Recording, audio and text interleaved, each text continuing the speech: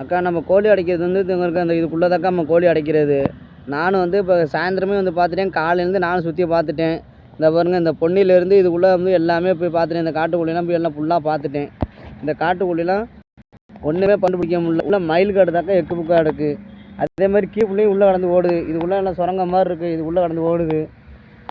எந்த சைடு தான் இழுத்துட்டு போணுச்சுன்னு ஒன்றுமே தெரிலக்கா. நானும் சரி மசராச்சும் கிடக்கும், சரி எது தின்னுக்கிட்டாச்சும் போட்டிருக்கோம் அப்படின்ட்டு நானும் எடுத்து வீடியோச்சும் போட்டுருவான்னு பார்க்குறேன். நானும் காலையிலேருந்து மாடு மேய்க்கலும் கடந்து அலைஞ்சு போயிட்டேக்கா. கோழிக்காண்டி கண்டுபிடிக்க முடியலக்கா. இதுக்குள்ளே மட்டும் ஆனால் நான் காலையிலே எங்கள் வீட்டுக்கு சுத்தம் பண்ண வரையில், கோழி ஏறு சுத்தம் பண்ண வரையில் நம்ம காட்டு பூனை அடி இருந்துருக்குக்கா. அதேமாதிரி ஒரு 4 மசூர் தான் கிடந்துச்சு. நம்ம ரெக்க மயிர் 4 மயிர் தான் கிடந்துச்சு. எங்கிட்ட தான் இழுத்துட்டு போணுச்சுன்னு ஒன்றும் தெரியலக்கா. காட்டுக்கு அதுக்கு நம்ம குடி இருக்கிறது அங்கே இருக்கிறோம்.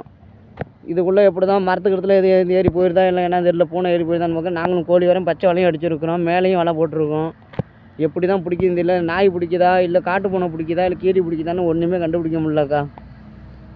இது வந்து எடுத்துகிட்டா எல்லாம் ஃபுல்லாக காடுதாக்கா.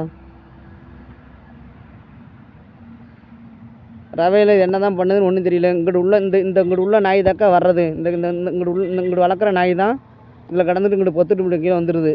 இந்த முள்ளு கம்பி வெளியே அப்படி இங்கிட்டு பொத்துட்டு வந்துடுதுக்கா.